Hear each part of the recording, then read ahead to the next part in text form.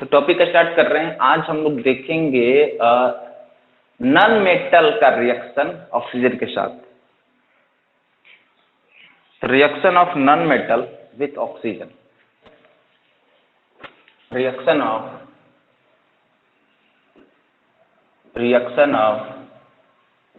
Non metal with oxygen.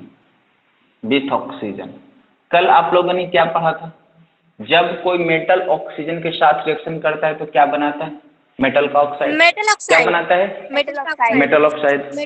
हाँ, metal का oxide बनाता है। उसी तरह जब नॉन मेटल ऑक्सीजन के साथ रिएक्शन करेगा तो क्या बनाएगा? Non metal oxide. चलिए, तो यहाँ पर लिखना है कि नॉन मेटल अगर ऑक्सीजन के साथ रिएक्शन करता है, ऑक्सीजन के साथ रिएक्शन करेगा तो क्या बनाएगा? Non metal oxide. क्लियर? किसी कोई दिक्कत नहीं? यह मेरा जनरल फार्मूला है, इसको अच्छे से बॉक्स में डालकर लिख लेना है।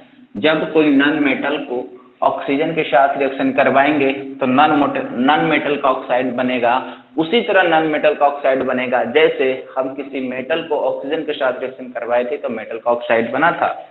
चलिए, तो हम लोग एक आध फार्मूला इसका एग्जांपल देखते हैं। जैसे हम लोग बात करते हैं सल्फर का, ठीक है? सल्फर। चलिए, अगर सल्फर ऑक्सीजन के साथ रिएक्शन करे, बताइए क्या बनाएगा? सल्फर है, सल्फर ऑक्सीजन के साथ रिएक्शन करेगा तो क्या बनाएगा? Sulphur oxide. हाँ, तो ये याद रखिएगा, ये सल्फर डाइऑक्साइड बनता है। यही ऑक्साइड ही साथ में लगा, डाई का मतलब सिर्फ दो हो गया, बाकी का कोई दिक्कत नहीं है। जैसे सल्फर का यहाँ पर हम यूज करते हैं S प्लस ऑक्सीजन O2, है ना? तो क्या बनाएगा? SO2। और SO2 किसका फॉर्मूला है? सल्फर डाइऑक्साइड का। अगर हम आपसे ऐसे भी पूछ दें कि what is the chemical formula of sulphur dioxide, तो आप क्या बताएंगे? SO2। क्या बताएंगे? SO2। तो ये सल्फर है और ये ऑक्सीजन है। सल्फर और ऑक्सीजन का रिएक्शन हुआ तो क्या बना? Sulphur dioxide. कोई दिक्कत किसी को नहीं ना? बताइए। नहीं सर। हाँ, अब आपको नोट करके इस बात का ध्यान रखना है कि नोट का बात क्या ध्यान रखना है। याद करिए, हम आपको बताए थे कि जब कोई मेटल ऑक्सीजन के साथ रिएक्शन करता है तो ऑक्साइड का फॉर्म होता है, मेटल का ऑक्साइड बनता है। उसी तरह आज नॉन मेटल अगर ऑक्सीजन के साथ रिएक्शन कर रहा है तो नॉन मेटल ऑक्साइड बना रहा है। आपको पता है कि हम इसका chemical properties of metals and non metals पढ़ रहे हैं। और आपको एक याद रखिए कि हम बताए थे क्या, कि जब वो जो ऑक्साइड बनता है वो कैसा प्रॉपर्टीज रखता है? एसिडिक रखता है या बेसिक रखता है? कैसा प्रॉपर्टीज रखता है? जल्दी सा बताइए। मेटल कैसा रखता था? बेसिक रखता था। Okay, very good. उसी तरह तो नॉन मेटल का ऑक्साइड कैसा प्रॉपर्टीज रखेगा? नॉन मेटल ऑक्साइड एसिडिक रखेगा। हाँ, non metal oxide, yes, non metal oxide having acidic properties. याद रखिएगा, एसिडिक प्रॉपर्टीज ये फॉलो करता है। क्लियर? प्रॉपर्टीज फॉलो करता है। चलिए, नोट करके एक बात देखेंगे कि ये जो सल्फर डाइऑक्साइड को अगर हम लोग वाटर में मिला देते हैं तो बनता है सल्फरस एसिड, जिसको हम लोग H2SO3 कहते हैं। क्लियर? तो याद रखिएगा कि नॉन मेटल कैसा रखता है? प्रॉपर्टीज रखता है। और अगर ये एसिडिक प्रॉपर्टीज रखा तो बताइए, ये लिटमस पेपर को, कौन सा लिटमस पेपर को नोट नंबर 2 करेंगे? ये कौन सा लिटमस पेपर को किस में कन्वर्ट करेगा? जल्दी से बताइए। एसिडिक है तो किस लिटमस को रेड में कर देगा। रेड में कर देगा। Very good, yes. तो याद रखना है आपको, नॉन मेटल ऑक्साइड यहां पर आपको लिखना है। Non metal oxide convert red litmus paper,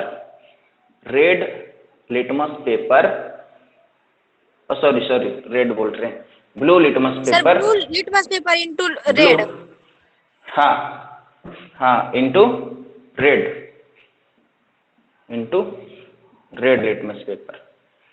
litmus paper.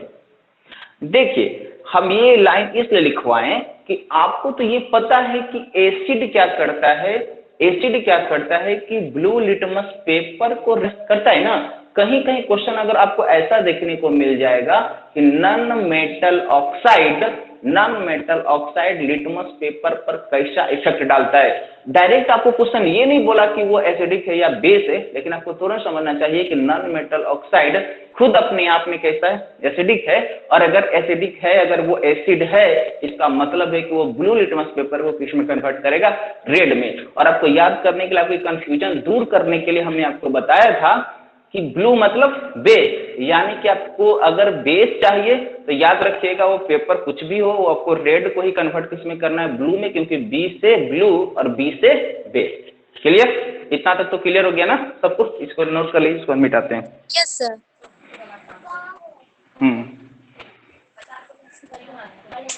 हो गया, इसको मिटाएं, बोलिए। Yes sir. चलिए अब हम लोग देखते हैं मेटल्स का रिएक्शन विथ वाटर के साथ। The reaction of metal with water.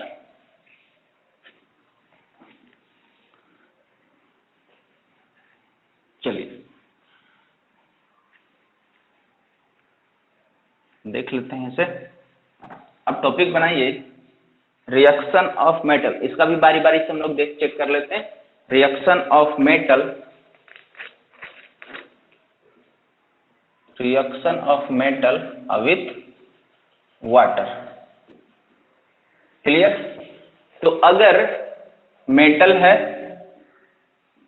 और वाटर, इसका रिएक्शन करवाएंगे तो क्या बनेगा? मेटल का हाइड्रोक्साइड। क्या बनेगा? मेटल का हाइड्रोक्साइड। मेटल का हाइड्रोक्साइड।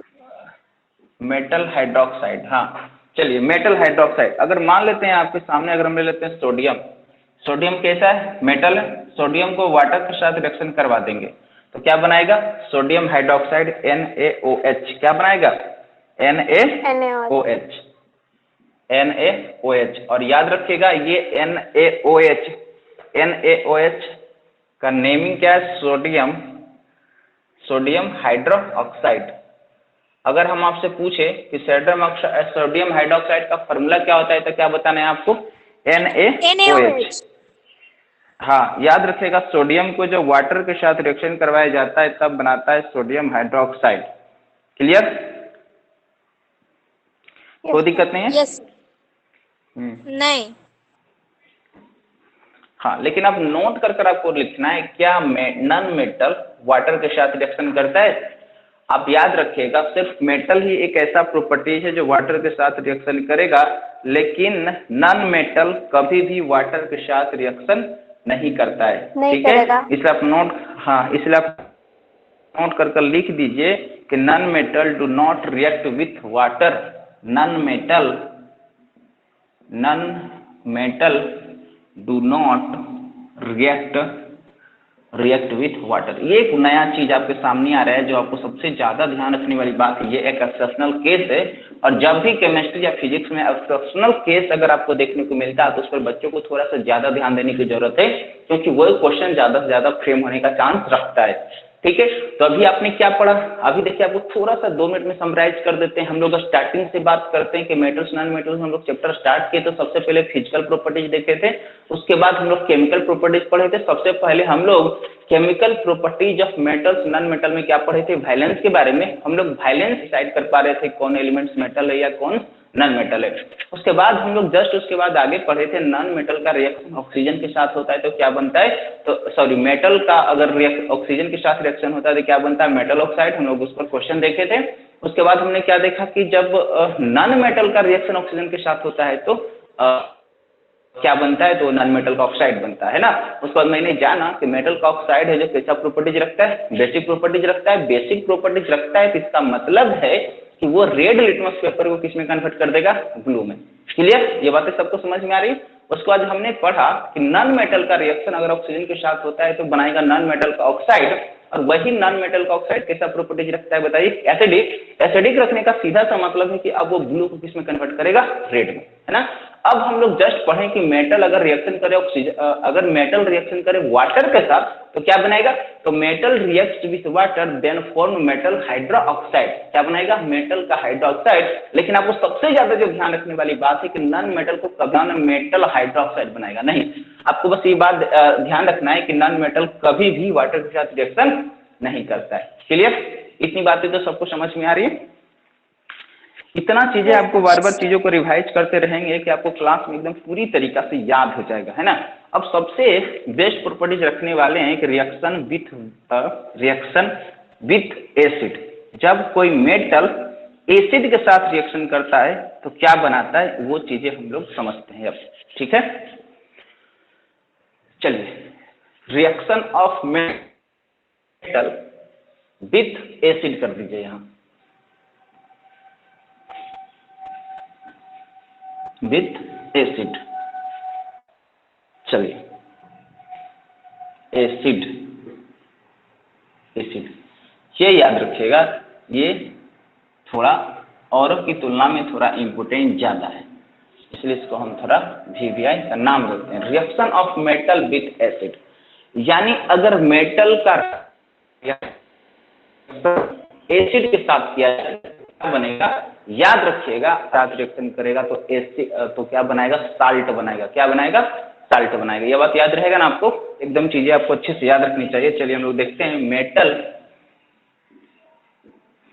का रिएक्शन अगर आप एसिड के साथ करेंगे तो क्या बना देगा, क्या बना देगा बताइए, साल्ट, साल्ट। हाँ, साथ में हाइड्रोजन गैस रिलीज करेगा। तो ये हाइड्रोजन के बारे में क्वेश्चन पूछे या ना पूछे, लेकिन ये चीज आपको देखने को जरूर मिलेगी। ये जनरल फॉर्म ऑफ रिएक्शन हो गया, याद रखेगा किसका, जब मेटल एसिड के साथ रिएक्शन करे। इसको बॉक्स में डाल दीजिए, ठीक है। मेटल एसिड के साथ रिएक्शन करे तो क्या बनाएगा, साल्ट। देखिए बात जो है आपको गौर करने वाली बात है, क्या गौर करने वाली बात है कि नॉन मेटल अपने आप को अलग प्रॉपर्टीज रखता है, मेटल अपने आप को अलग प्रॉपर्टीज रखता है, लेकिन मेटल को हम एसिड के साथ रिएक्शन करवा रहे हैं।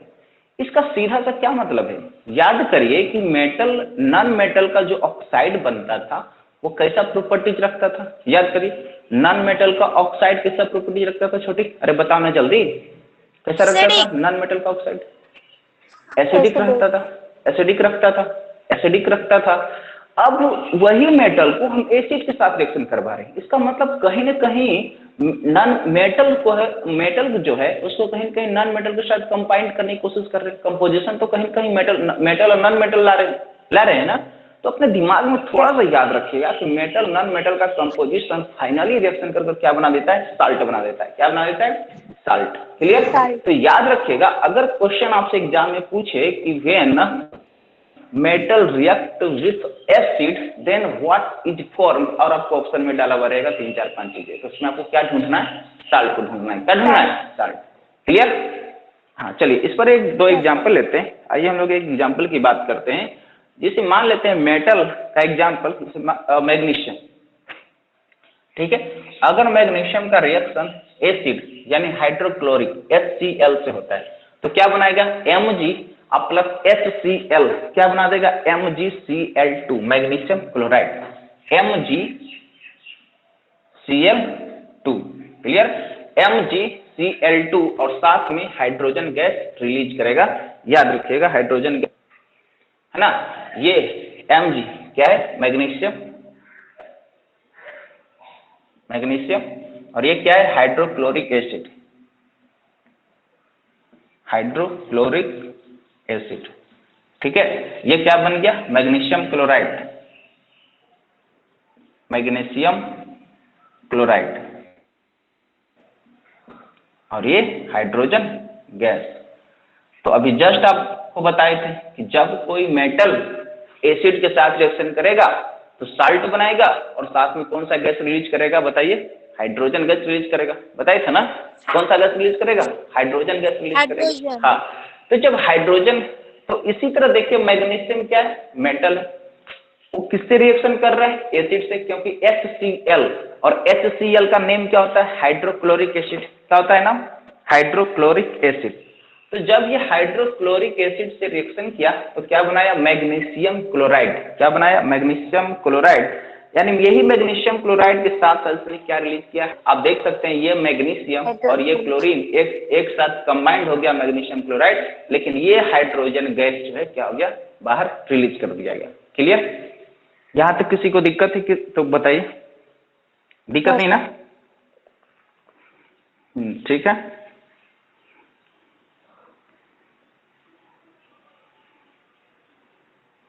चलिए अब एक नोट कर लिखिएगा यहाँ पर, इसमें इसी के नीचे हम लोग लिख देते हैं नोट। लेकिन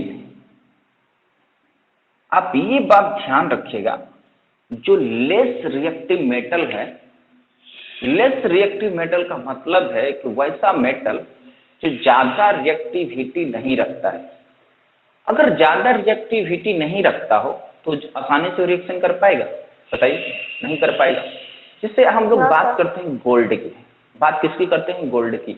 आपको पता है कि गोल्ड खुद मेटल की प्रॉपर्टीज रखता है, मेटल से ग्रुप में आता है। लेकिन आप देखे होंगे कि गोल्ड गोल्ड इसलिए है, वो सबसे महंगा धातु इसलिए है गोल्ड, क्योंकि वो किसी के साथ रिएक्शन ही नहीं करता है। जब रिएक्शन ही नहीं करेगा, इसलिए आप देखेंगे कि गोल्ड ना कभी काला होता है, ना कभी उजला होता है, ना कभी पीला होता है, ना कभी नीला होता है। आप कुछ भी करके देख लीजिए, गोल्ड का जो ओरिजिनल जो उसका कलर है वो रहता है या नहीं रहता है? यही रहता है। उसका सबसे बेस्ट रीजन क्या है? वो रीजन यही है कि गोल्ड को गोल्ड बनाता है, क्योंकि वो काला होता ही नहीं है, वो पीला होता ही नहीं है, लाल होता ही नहीं है। तो ये क्यों नहीं होता है? क्योंकि वो रिएक्शन करता ही नहीं है। यानी इन्वायरमेंट में जो भी मेरे बहुत दिन रखने के बाद वो ग्रीन ग्रीन होने लगता है। कौन? गोल्ड? बहुत कम चांस है। आप देखिए, कोई भी चीज अपने आप में 100% तो चीजें नहीं होती। अब हम गोल्ड की प्योरिटी की बात कर रहे हैं, यानी 24 कैरेट सोना की बात कर रहे हैं। अगर आप वो गोल्ड की बात कर रहे हैं जो आपके घर में मार्केट से खरीद कर लाया गया हो और आपके घर कुछ दिन के बाद थोड़ा थोड़ा थोड़ा धुंधला पड़ना लगा हो, यानी उसका कलर जो धीरे धीरे फीका पड़ने लगा हो, इसका सीधा सा मतलब समझिए कि वो 24 का, ऐसे तो 24 कैरेट का सोना बनता ही नहीं है। आप कभी मतलब आप कोई भी आभूषण नहीं बनाएंगे, कोई ज्वेलरी आप नहीं बना सकते, उसमें कहीं ना कहीं कुछ अशुद्धियां मिलाया जाता है, ताकि उसमें, क्योंकि आपको पता है कि ओरिजिनल गोल्ड जो होता है बहुत ही पोलाइट होता है, इतना ज्यादा पोलाइट होता है कि आप किसी तरह का आप अगर ज्वेलरी बनाएंगे तो वो सस्टेन नहीं कर पाएगा। तो उसमें कुछ अशुद्धियां मिलाया जाता है, कुछ जानबूझकर हम लोग उसमें अशुद्धियां मिलाकर किसी तरह उसको ठोस करते हैं। लेकिन सबसे बेस्ट जो ज्वेलरी माना जाता है 22 कैरेट का माना जाता है ना, 22 कैरेट का। फिर भी अगर मान लो कि हम खरीद कर लाए और हम मान लो 12, 13, 14 कैरेट का सोना खरीद कर ले आए, तो क्या हम उम्मीद करते हैं कि वो 15 साल 20 साल के बाद वो हल्का हल्का फीका नहीं होगा? क्या उसका कलर धुंधला नहीं पड़ेगा? पड़ेगा, क्योंकि उसमें खुद अशुद्धियां जब उस पर भारी पड़ने लगेगा तो उसका जो ओरिजिनल कलर है कम से कम उसको फीका बना देगा, है ना। अगर आपके घर में भी ऐसा एग्जाम्पल देखने को मिला हो तो सीधा सा मतलब समझिए कि कहीं न कहीं ये सोना जो हम लोग लाए खरीद कर मार्केट से वो मेरा ओरिजिनल नहीं है। यही तो बातें होती है ना। लेकिन ये मान लेना कि हमारा सोना घर में जो धीरे धीरे ब्लैक हो गया है तो वो रिएक्शन करता है, यानी कि अगर ये कह देना कि गोल्ड जो है वो रिएक्शन करता ही है, ये चीजें सही नहीं है। ठीक है, रिएक्शन करता है, उसमें मिला हुआ अशुद्धि। क्लियर? तो आप याद रखिएगा, आप नोट कर यही चीज हम लिखवा रहे थे, क्योंकि अभी जस्ट आपको बताएं कोई भी मेटल जो है एसिड के साथ रिएक्शन करता है तो क्या बनाता है? साल्ट बनाता है, साथ में हाइड्रोजन गैस रिलीज करता है। लेकिन कुछ ऐसा मेटल है जो बहुत ही लेस रिएक्टिव माना जाता है, वो एसिड के साथ रिएक्शन नहीं करता है। तो ये तो एक्सेप्शनल केस है, क्योंकि जब हम मेटल की बात करते हैं तो सारा मेटल की बात करते हैं, तो एसिड के साथ रिएक्शन करता है, इसका मतलब every metal reacts with acid then for salt. लेकिन उसमें से कुछ लोग हैं जो रिएक्शन नहीं करेंगे, तो वही कुछ लोग को आपको एक्सेप्शन में लिखाया जाता है और वही एग्जामिनर का सबसे क्रीम पार्ट माना जाता है क्वेश्चन पूछने का।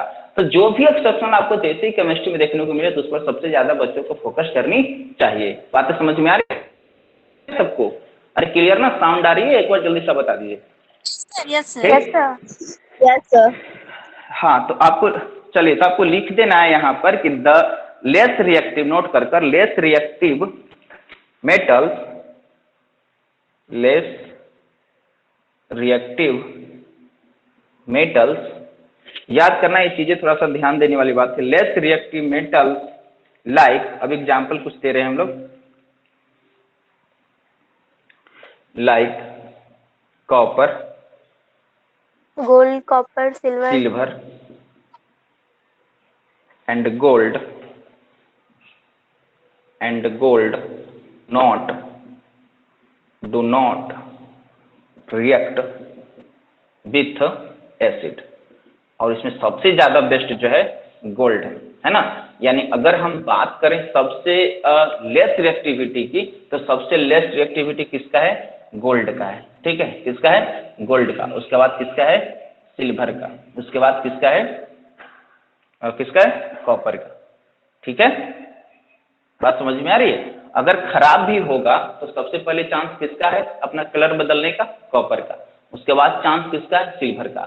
लेकिन गोल्ड बहुत ही लगभग 95% 98% आप कह सकते हैं कि ये ओरिजिनल गोल्ड कभी जल्दी रिएक्ट नहीं करता। अब 1-2% अगर हो ही जाए तो बात अलग है। अच्छा, सिल्वर के तो आए दिन भी हम लोग देख ही लेते हैं ना। कॉपर तो आपको पता है, ये भी जस्ट हम लोग पढ़ाए थे आपकी क्लास में, याद करिए। कॉपर को हम लोग खुद रस्ट में देख रहे थे ना, अभी जस्ट बताए थे ना। आयरन का रस्टिंग आपको पढ़ाए थे ना, उसमें से कॉपर का दिखवाए थे। कॉपर रिएक्शन करता है किससे? ऑक्सीजन से। किससे रिएक्शन करता है? वाटर से। और साथ में कौन सा बताइए तो जल्दी, कौन सा था जो शामिल है? Very good, carbon dioxide. Carbon dioxide reaction किया, कॉपर को कलर बदल दिया। आपको पता था कि ग्रीनी कलर का हो गया था, हरा कलर का हो गया था। जो कॉपर जो शाइनिंग था वो शाइनिंग चेंज होकर क्या चीज में बदल गया था? ग्रीन। तो ऐसा नहीं है कि कॉपर पूरा तरीका से नहीं करेगा। ये लेस रिएक्टिविटी आपको हम बताएं, सबसे ज्यादा लेस रिएक्टिविटी किसका है? गोल्ड का। उसके बाद किसका? सिल्वर का। और सबसे कम क्या है? कॉपर का। ठीक है, तो सबसे पहले अगर अपना कलर चेंज करेगा तो कॉपर चेंज करेगा, क्योंकि इसके तुलना में थोड़ा, यानी सिल्वर के तुलना में ज्यादा रिएक्टिव है ना। अगर हम बात करें गोल्ड की तुलना में सिल्वर का तो ज्यादा रिएक्टिव है, और सबसे कम रिएक्टिव कौन है? गोल्ड है। Clear?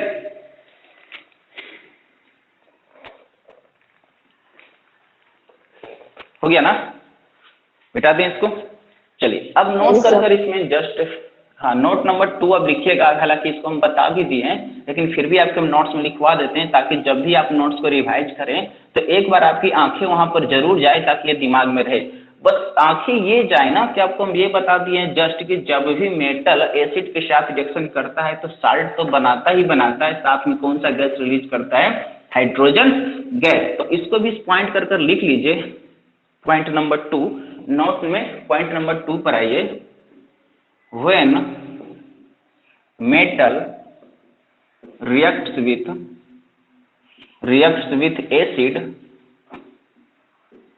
acid then hydrogen gas released। याद रखिएगा ये। और उसके बाद हम लोग तो जस्ट पढ़े ही थे कि जब मेटल रिएक्ट करेगा एसिड के साथ तो क्या बनाएगा? साल्ट बनाएगा। क्लियर?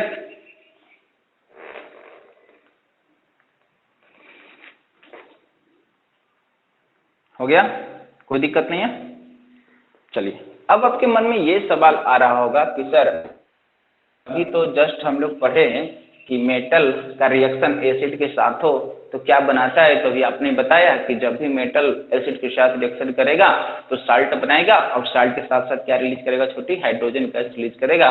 तो ये तो मेटल की बात हुई, लेकिन क्या सर अब हम लोग नॉन मेटल की बात करें तो जब नॉन मेटल एसिड के साथ रिएक्शन करता है तब वो क्या बनाता होगा? ये बातें, ये जिज्ञासा आपके मन में बार बार उठ रही होगी। तो आप बताइए कि नॉन मेटल, क्या आप लोगों में से किसी को पता है कि नॉन मेटल अगर रिएक्शन करे एसिड के साथ तो क्या फॉर्म करेगा? Any student tell me? नहीं? चलिए याद रखिएगा, इसको हम नोट में लिखवा रहे हैं इसलिए आपको ध्यान देना होगा। इसमें भी, ये भी, इस पर भी थोड़ा वीवीआई कर दीजिए। जिस तरह से नॉन मेटल किसके साथ रिएक्शन नहीं किया था, यहाँ पर लिखवाए थे नो रिएक्शन। याद करिए, जस्ट इससे पहले पढ़ाए नॉन मेटल किसके साथ रिएक्शन नहीं किया था? भूल गई? वाटर के साथ सर। वाटर के साथ? हाँ, अगर मेटल वाटर के साथ रिएक्शन करता है तो क्या बनाता है बताइए? आपको इतना एक ही चीजें क्लास में पढ़ते पढ़ते पूछ देंगे ना कि आपको फिर दोबारा पढ़ने की बात ही नहीं होगा। इतना चीजें बार बार, metal hydroxide, very good Rupali, metal hydroxide, इतना बार आपको याद हो जाएगी ना कि चीजें यहीं पर चीजें आपको क्लास में चीजें पूरी तरीका से आपके दिमाग पर चीजें, यानी आपकी मानसिक पटल पर बैठ जाएगी जो चीजें हम लोग पढ़ रखते हैं। तो याद रखिएगा कि जिस तरह से नॉन मेटल वाटर के साथ रिएक्शन नहीं किया था, उसी तरह नॉन मेटल जो है, नॉन मेटल किसके साथ रिएक्शन नहीं करता है? एसिड के साथ रिएक्शन नहीं करता है। एसिड तो के लिख साथ। देना है कि non metal do not, non metal do not react dilute acid, dilute acid.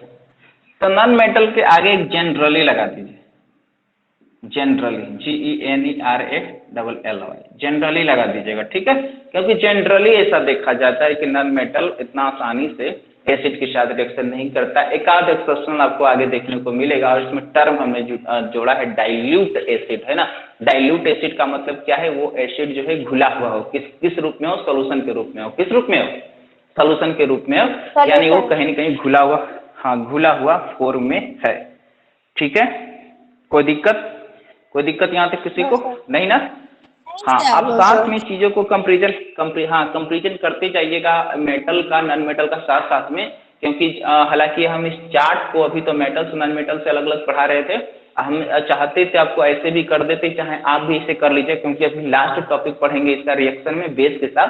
तो आपको क्या कर देना है, इधर मेटल लिख देना, इधर नॉन मेटल लिख देना अपनी कॉपी में। तो जो रिएक्शन इधर मेटल के साथ करवाना है, क्योंकि जैसे हम लोग पढ़े था ना फिजिकल प्रॉपर्टीज ऑफ मेटल, जैसे फिजिकल प्रॉपर्टीज ऑफ मेटल इधर भी पढ़ते थे, और जस्ट इसका कंपेरिजन करते थे physical properties of non metal के साथ करते थे, है ना। तो वही चीज आप लोग समराइज कर आप लोग लिख लीजिएगा।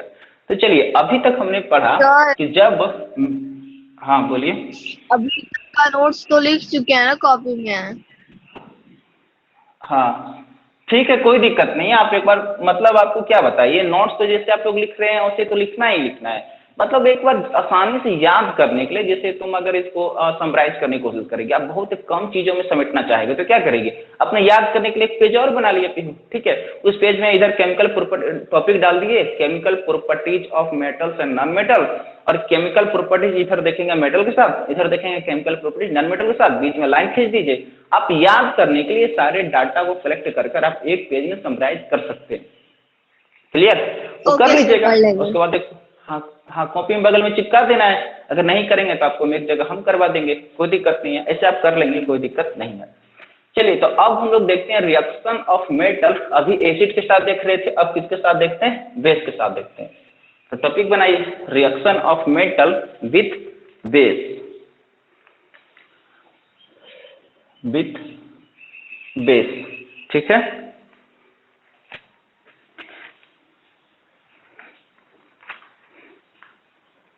लिख लिया आप लोग? लिख लियो ना? Yes sir. चलिए, याद रखिएगा, यहां भी अगर मेटल रिएक्शन करे किसके साथ? बेस के साथ, तो बनाएगा, क्या बनाएगा? यहां भी बनाएगा आपको एसिड, सॉरी साल्ट, एसिड नहीं साल्ट, और साथ में हाइड्रोजन गैस रिलीज होगा, ठीक है। तो ये मेरा जनरल फॉर्म हो गया। मेटल जब रिएक्शन किससे करे? बेस के साथ करे, तो क्या बनाएगा? साल्ट और हाइड्रोजन गैस रिलीज करेगा। याद करिए आप लोग, इससे पहले भी हम लोग पढ़े थे, जब मेटल रिएक्शन करता था एसिड के साथ तो क्या बनाता था? साल्ट बनाता था, और साथ साथ हाइड्रोजन गैस रिलीज करता था। क्लियर? चलिए, अब हम लोग देखते हैं, एक मेटल ले लेते हैं और साथ में हम लोग चेक करते हैं बेस के साथ इसका क्या रिएक्शन होता है। हम लोग बात करते हैं कि चलिए मेटल ले लेते हैं एल्युमिनियम, ठीक है, और बेस क्या बनाते हैं? याद करिए कि सोडियम और ऑक्सीजन रिएक्शन किया था तो क्या बना था? जल्दी से बताइए, जस्ट बताइए थे। सोडियम और ऑक्सीजन रिएक्शन करता था, सोडियम ऑक्साइड, सोडियम थोड़ा सा सुधार कर बोलना है, सोडियम ऑक्साइड इसको बोलेंगे, क्या बोलेंगे? Na प्लस O2, क्या बनता था? Na plus O2। अगर सोडियम को वाटर के साथ रिएक्शन करवा देते थे तो जल्दी से बताइए, सोडियम अगर वाटर के साथ रिएक्शन कर जाता था तो उस एग्जांपल में हम लोग बात कर रहे हैं सोडियम हाइड्रोक्साइड। हाँ सोडियम हाइड्रोक्साइड हम लोग किस प्रॉपर्टीज की बात कर रहे हैं, जब मेटल किसके साथ रिएक्शन कर जाता था, वाटर के साथ, तो क्या बनाता था, मेटल का हाइड्रोक्साइड बनता था। अभी बताएं, तो जब सोडियम, हाँ सोडियम जब वाटर के साथ रिएक्शन कर जाता था तो सोडियम हाइड्रोक्साइड बनता था। सोडियम हाइड्रोक्साइड कैसा प्रॉपर्टीज रखेगा, बेसिक प्रॉपर्टीज रखेगा ना, क्योंकि आप खुद अभी पढ़े हैं कि उसका जो ऑक्साइड होगा क्या बनेगा, बेसिक प्रॉपर्टीज रखता है। तो ऐसा करते हैं, एल्युमिनियम और बेस में हम लोग ले लेते हैं सोडियम हाइड्रोक्साइड NaOH, ठीक है, सोडियम हाइड्रोक्साइड। तो आप देखिए साल्ट के रूप में जो हमको मिलेगा, साल्ट के रूप में जो हमको मिलेगा NaAlO2 और साथ में H2 गैस रिलीज होगा। सभी को बैलेंस करेंगे, अभी कोई इसमें आपको बैलेंसिंग होता हुआ नहीं दिख रहा है, ये सभी बैलेंसिंग फॉर्म में होता है। बस आपको भी इतना याद रखना है कि जब कोई मेटल बेस के साथ रिएक्शन करता है तो साल्ट बनाता है और ये हाइड्रोजन। अब देखिए यहाँ पर मेटल की जगह हम लोग एल्युमिनियम अगर यूज किए और बेस की जगह अगर सोडियम हाइड्रोक्साइड यूज किए, एल्युमिनियम और सोडियम हाइड्रोक्साइड का जब रिएक्शन करवाए तो क्या बना, NaAlO2 और साथ में हाइड्रोजन गैस क्या हो गया, रिलीज हो गया। इसको लिख लीजिएगा फॉर्मूला, इसका नाम होता है sodium aluminate, SODIUM, sodium aluminate, sodium aluminate. अगर डायरेक्ट फॉर्मूला से पूछा जाए कि सोडियम एल्युमिनेट का फॉर्मूला बताइए तो आप क्या बताएंगे, NaAlO2। और याद रखिएगा ये जो सोडियम एल्युमिनेट है ये क्या है, साल्ट है। अब देखिए कुछ बच्चे साल्ट को generally sodium NaCl sodium chloride को समझते हैं। आप अगर आप उनसे जब भी आप साल्ट की बात करेंगे तो वो उनके दिमाग में सिर्फ साल्ट का इतना ही मतलब होता है कि जो हम लोग नमक खाते हैं और वो जनरली जो हम लोग साल्ट यूज करते हैं उस साल्ट का जो केमिकल फार्मूला है वो सोडियम क्लोराइड NaCl। तो आज से आपको ये चीजें अपने मन में, अगर आप ऐसा सोचते हैं कि सिर्फ सोडियम क्लोराइड ही एसिड साल्ट है, बाकी का कोई चीजें साल्ट नहीं हो सकती है, तो ये सोच को आपको इसी समय परित्याग कर देनी है। आपको बहुत सारा ऐसा साल्ट देखने को मिलेगा, जरूरी नहीं कि वो सोडियम क्लोराइड ही सिर्फ हो। बातें समझ में आ रही है, बोलिए सबको। Yes sir. Yes sir. हाँ चलिए ठीक है। अब देखिए हम लोग क्लास में जो पढ़ेंगे, अब ये चीजें हम लोग देखेंगे, reactivity series of metal. Reactivity series of metal जब हम लोग पढ़ेंगे तो ऐसे कॉन्सेप्ट क्या डेवलप होगा, जब हम लोग बात करेंगे, देखिए सिंगल डिस्प्लेसमेंट और डबल डिस्प्लेसमेंट, ठीक है।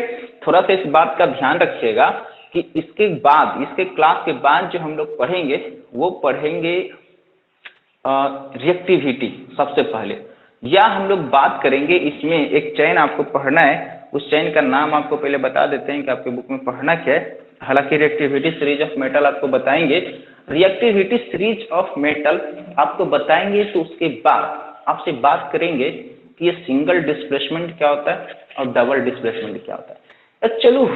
देखिए एक्चुअली हो क्या रहा है ना, कि अभी जो आप रिएक्शन देख रहे हैं, आप रिएक्शन में बात को गौर कर पा रहे होंगे, क्या गौर कर पा रहे होंगे, थोड़ा सा इसी पर थोड़ा ध्यान दीजिए। अगर हम बात करते हैं एल्युमिनियम की और यहाँ पर सोडियम हाइड्रोक्साइड है, जब रिएक्शन किया तो क्या बनाया, NaAlO2, क्या बनाया, NaAlO2। यहाँ पर किसको रिलीज कर दिया, वास्तव में ये एल्युमिनियम NaO के पास चिपक गया और हाइड्रोजन को क्या कर दिया, तोड़ दिया। हाइड्रोजन को क्या कर दिया, तोड़ दिया, है ना। हाइड्रोजन रिलीज हो गया, यानी हाइड्रोजन यहाँ से हटकर बाहर निकल गया और साथ में एल्युमिनियम क्या हो गया, इसमें आकर चिपक गया। आप ये जो रिएक्शन देख रहे हैं ना, कि कोई किसी में आकर जुटता है, कोई किसी में आकर टूट जा रहा है, वास्तव में ऐसा क्यों हो रहा है, ये दिखाएगा रिएक्टिविटी ऑफ मेटल। आप जब समझेंगे कि आपको जब हम बताएंगे कि कोई मजबूत इंसान कैसे कमजोर को तोड़कर हटा देता है, जो कि जनरली हम लोग के लाइफ में ऐसा देखने को मिलता है कि जो ताकतवर इंसान होते हैं वो आपसे कमजोर इंसानों को रौंद देता है, हटा देता है, वही काम करता है मेटल। जो वो लॉ रिएक्टिव इंसान होगा वो हटाकर खुद अपना जगह पर आकर क्या होगा, बैठ जाएगा। कोई सोल्यूशन घोल रखा है, कॉपर सल्फेट का सोल्यूशन भर रखा है और उसमें मान लेते हैं कि आयरन हमने डाल दिया, Fe डाल दिया, फिर आपको हम बताएंगे कि सबसे ज्यादा रिएक्टिव कौन होता है, सबसे ज्यादा रिएक्टिव कॉपर है या सबसे ज्यादा रिएक्टिव आयरन है। जो सबसे ज्यादा रिएक्टिव होगा वो उसको डिस्प्लेस कर बैठ जाएगा। अब वास्तव में देखें ना तो आपको जनरली आपको बताएं, अगर इसका मूल बताएं, अगर ओरिजिन बताएं, तो कोई भी अगर रिएक्शन होता है ना तो इस रिएक्टिविटी सीरीज को, प्रॉपर्टीज को जरूर फॉलो करता है। ये सबसे इंपॉर्टेंट बातें। और जब आप रिएक्टिविटी ऑफ सीरीज को पढ़ लेंगे तो आप खुद डिसाइड कर देंगे, जब आपके सामने दो रिएक्टेंट्स देंगे, रिएक्टेंट्स का मतलब क्या हुआ, रिएक्टेंट्स का मतलब यहाँ पर एल्युमिनियम और सोडियम हाइड्रोक्साइड रिएक्टेंट से, और ये जो बना सोडियम एल्यूमिनेट, ये क्या बना इसका प्रोडक्ट है। मतलब यूं कहें कि अगर हम चावल और दाल आप डालकर आप खिचड़ी बनाते हैं, तो वो जो चावल और दाल आपने जो डाला वो रिएक्टेंट से, और फाइनली जो आपको खिचड़ी मिलता है वो खिचड़ी किस नाम से जाना जाता है, प्रोडक्ट के नाम से जाना जाता है ना। और ये बात है, खीर बनाते हो, खीर बनाते हैं तो आप चावल डाल देते हैं, दूध डाल देते हैं, चीनी डाल देते हैं, इलायची डाल, जो आपकी इच्छा करे आप डालते हैं। तो जितना आप प्रॉपर्टीज को डाल रहे हैं, जितना एलिमेंट आप डाल रहे हैं वो क्या है, रिएक्टेंट, और फाइनली हीट को एब्जॉर्ब कर जब वो खीर बन जाता है तो क्या बन जाता है, प्रोडक्ट। तो वही बातें होती है केमिकल इक्वेशन में, कि केमिकल इक्वेशन में जो हम लोग प्रोडक्ट बना रहे हैं उसमें पहले हम ये देखते हैं, यानी एरो की हम लोग लेफ्ट साइड में देखते हैं कि कौन कौन सा एलिमेंट पार्टिसिपेट किया, और जो एलिमेंट पार्टिसिपेट करता है वो किस नाम से जाना जाएगा, रिएक्टेंट्स के नाम से जाना जाएगा। और फाइनली हम लोग एरो के बाद देखते हैं कि प्रोडक्ट के रूप में हमें क्या मिला। इस बात का ध्यान रखिएगा कि प्रोडक्ट जो भी बनता है, तो ये केमिस्ट्री मेरा रूल बताता है कि जो एलिमेंट हम यूज करेंगे उसी का कहीं न कहीं कंपोजिशन किस फॉर्म में हो रहा होगा, प्रोडक्ट के रूप में हो रहा होगा। आप जनरली इसको भी अपने जीवन में सोच सकते हैं। मान लो तुम खीर बनाने की कोशिश किया, आप डाल रहे हैं दूध, आप डाल रहे हैं चावल, आप डाल रहे हैं चीनी, तो आपको खीर ही बनेगा ना। ऐसा तो नहीं है कि वो चावल ऑटोमेटिक हटकर दूध अपना प्रॉपर्टीज खोकर और ला देगा, मान लो किसी और चीज का प्रॉपर्टीज रख देगा, दाल का प्रॉपर्टीज आने लगेगा। हम बना रहे थे खीर में, तो खीर का जो टेस्ट आना चाहिए वो टेस्ट बदल कर जो मीठापन आना चाहिए वो तीखा बन जाएगा, ऐसा तो होगा नहीं। आपको चावल जो डालें वही चावल आपके मुंह में जाना है, वही दूध के आपको स्वाद आना है, वही चीनी जो आप मीठापन का टेस्ट के लिए डाले तो वही टेस्ट आना है। तो जो रिएक्टेंट्स डालते हैं वही प्रोडक्ट के रूप में मिलता है ना। तो वही केमिस्ट्री कहता है कि जो रिएक्टेंट्स हम डालेंगे वही आपको प्रोडक्ट के रूप में वो चीजें मिलना ही मिलना है। बातें समझ में आ रही है। तो अगले क्लास में जब आपसे हम बात करेंगे रिएक्टिविटी ऑफ सीरीज की, उसके बाद आपको हम समझा रहे होंगे कि कब कोई हाई रिएक्टिव मेटल किसी लॉ को अपने आप से रिप्लेस कर देता है, तो वो जो डिस्प्लेसमेंट है वास्तव में वही केमिकल इक्वेशन को बनाने का जिम्मेदार है। बातें समझ में आ रही है? बोलिए, यहाँ तक किसी को दिक्कत? No sir. आज पहली बार सुबह में 4:30 बजे उठकर हम लोग क्लास ले रहे हैं। आप लोगों को पता है 5 बजे से, तो 5 बजे से क्लास ले रहे हैं, और आज पहली बार बिना नहाए धोए आज कैमरा के पास आए हैं। लेकिन कोई बात नहीं, क्योंकि मेरा आज खुद नींद लेट से खुला है। ये बॉडी का भी एक अलार्म होती है ना, आपको पता है कि बायोलॉजिकल अलार्म भी होता है। स्टार्टिंग में आपको उठने की आदत कुछ और होती है, आप लाख कितने अलार्म लगा लीजिए वो शरीर मानने वाला है नहीं। कुछ दिन आपको आदत डालना पड़ेगा। किसी साइकोलॉजिस्ट ने बहुत ही अच्छी बातें कहा है कि अगर आप अपनी आदत को बदलना चाहते हैं तो 25 दिन कम से कम उसको फॉलो करिए, फिर वो आपका जीवन बन जाएगा। अगर आप सुबह में 4 बजे उठना चाहते हैं, 4:30 बजे उठना चाहते हैं, 10-5 दिन आपको परेशान करेगा आपकी बॉडी, फिर आपको वो बायोलॉजिकल आदत हो जाएगी, आपको उठना ही उठना है, वो आदत आपको स्वीकार, शरीर आपको इसको स्वीकार कर लेगा। ये ऑथेंटिक, ये प्रूव्ड है, ये प्रूव्ड ऐसी बातें कहा गया है ना। तो अभी हमको हालांकि सुबह में हमको सुबह से उठने की आदत थी, लेकिन इधर कुछ दिनों से लॉकडाउन से जब हम घर में, तो हमारी आदत हो गई थी बिना 6 बजे पहले उठते नहीं थे, उससे पहले 5:30 बजे उठते थे अगर 6 बजे से क्लास था तो। आज आप लोग को पता होगा 10th क्लास का क्लास 5 बजे से था। अगर 5 बजे से क्लास हो तो उस इंसान को 5 बजे थोड़ी उठेगा, आपको ऑब्वियसली कम से कम आधा घंटा पहले तो उठना ही पड़ेगा। किसी को 45 मिनट भी लग सकता है उठने के लिए, फ्रेश होने के लिए। और हमारे जैसे लेक्चर आदमी को अब चलो ठीक है, तो कभी नहाए भी नहीं, भी उठाए और सीधे आ भी गए, कोई बड़ी बात नहीं है। लेकिन अगर नहा धोकर पूरी तरीका से फ्रेश होकर आना चाहें तो उसको 45 मिनट तो लग ही जाते हैं। तो आप लोग भी आज पहली बार सुबह 6 बजे क्लास कर रहे हैं, कोई दिक्कत नहीं है, आदत बना लीजिए। आदत बनाना ही पड़ेगा, आपको बता रहे हैं, इसका सीधा तो कोई उपाय नहीं है। आपको पता है कि ऑलरेडी मेरे पास 6 बैच कंटिन्यू चल रहा है, 4 बैच और डाल दीजिए। किसका? स्कूल का। Total 10 batch. अच्छा 10 बैच का मतलब 10 घंटा। 10 घंटे एक मोबाइल का कैपेसिटी क्या हो सकता है? अरे हम तो गरीब इंसान है, छोटा मोटा फोन से पढ़ाते हैं, ये 2 ही घंटा में अपने आप को जवाब डाल देता है। तो स्मार्टफोन को यूज करना। अच्छा 10 घंटा में कभी अंदाजा लगाइए कि MB कितना चलता होगा, है कितना नेट की जरूरत होता है। जितना मेरा इनकम है उतना हमको MB भरने में चला जाता है। ये भी बातें हो सकती है कभी कभी चीजें। तो ये चीजें थोड़ा सा समझने की कोशिश करिए। फिर भी जब तक जान है, जब तक जहान है, संघर्ष इसी तरह जारी रहेगा। आप मेरे साथ बने रहें, है ना। जब तक ये चीजें होगा पूरी तरीका से हम लोग काम करते रहेंगे, ठीक है। और किसी को दिक्कत, कोशिश करेंगे जल्द ऑफलाइन होने की, क्योंकि अब MB हो पाना बस की चीज नहीं मिलेगी। हाँ बोलिए सर, ये बेस क्या होता है? आप लिखे हैं ना, हमको वाटर ऑक्सीजन सब तो पता है, पर बेस क्या होता है नहीं पता। बेस क्या होता है आपको पता नहीं है? अभी जब आप पढ़ रही थी रूपाली, जब आपको हम बता रहे थे कि जब रिएक्शन होता है किसका, मेटल का और ऑक्सीजन का, तो जो मेटल ऑक्साइड बनाता है वो प्रॉपर्टीज कैसा रखता है, बेसिक। और बेस क्या होता है, ये बेस आपको पता है कि टेस्ट में क्या होता है, कड़वा होता है। जैसे साबुन, साबुन भी जो है ना, जो हम लोग साबुन यूज करते हैं वो भी कैसा होता है, कड़वा होता है। आप कभी नहाते रहते हैं, कभी लेकर देखिए आप, और नहीं लिए हैं तो कैसा लगता है, खट्टा लगता है या मीठा लगता है, कैसा लगता है? साबुन कभी खाइए, नहीं खाइए तो आज चेक करना है, कैसा लगता है, कड़वा लगता है। हाँ, वो टेस्ट में थोड़ा मीठा होता है। हाँ, तो करवा होता है, तो करवा होता है तो आप जान सकते हैं इसका। अब बेस क्या होता है, तो बेस क्या होता है तो उसको प्रॉपर्टी से ही समझेंगे ना। अगर हम कहेंगे आपको कि इंसान क्या होता है, तो इंसान को क्या, उसमें उसका ऐसे होता है, इसका सारा फॉर्मली उसका ऐसे दिखता है, उसका ऐसे बाल होता है, ऐसे नाक होता है, उसी चीज से हम लोग फॉलो करेंगे ना कि अगर इस प्रॉपर्टीज को फॉलो कर रहा है तो वो इंसान है। अगर वो जानवर की तरह व्यवहार कर रहा है, उसको चार चार पैर है, अब वो मतलब किसी उसका जो व्यवहार है अगर जानवर जैसा है तो जानवर बोलेंगे। तो बेस क्या है, तो बेस यही प्रॉपर्टीज है। अगर सबसे बेस्ट प्रॉपर्टीज क्या है आपको पता है कि बेस क्या कर देता है, बी फॉर बेस और B for blue, B for base और बी फॉर फ्लू, याद करिए। अगर कोई केमिकल इक्विपमेंट, अगर कोई हमें केमिकल मेटल, अगर मेरे पास आता है मटेरियल, अगर वो मटेरियल इस प्रॉपर्टीज को फॉलो करता है कि वो रेड लिटमस पेपर को ब्लू में कन्वर्ट कर देता है, तो हम समझेंगे वो क्या है, बेस है। बात समझ में आ रही है? और कोई दिक्कत, और कोई दिक्कत है तो बताइए, किसी को प्रॉब्लम नहीं? चलिए आप अपने रूटीन को फॉलो करिए, आप रूटीन को फॉलो करिएगा अपना। कल जो है आपका रूटीन है कितना बजे से है, चेक कर लीजिएगा, है ना, चल दिए ना, 8 से 9 है। कल 7, कल 8 से 9 है। हाँ, तो कल 2 घंटे सोना है आराम से, सुबह 8 से 9 आपका क्लास है, तो कल अपना उसी टाइम पर रहिएगा, ठीक है। चलिए तब तक हम लोग यहीं तक क्लास से रखते हैं, फिर दोबारा मुलाकात होगी आपसे कल। अगर आप हमारे यूट्यूब चैनल पर वीडियो देख रहे हैं तो लाइक करिए, सब्सक्राइब करिए हमारे चैनल्स को, आप ज़्यादा से ज़्यादा शेयर करें, है ना। आपकी इस मोटिवेशन से आपको यूट्यूब पर वीडियो मिलता रहेगा। चलिए, thank you, have a nice day, bye. Siya, Rupali,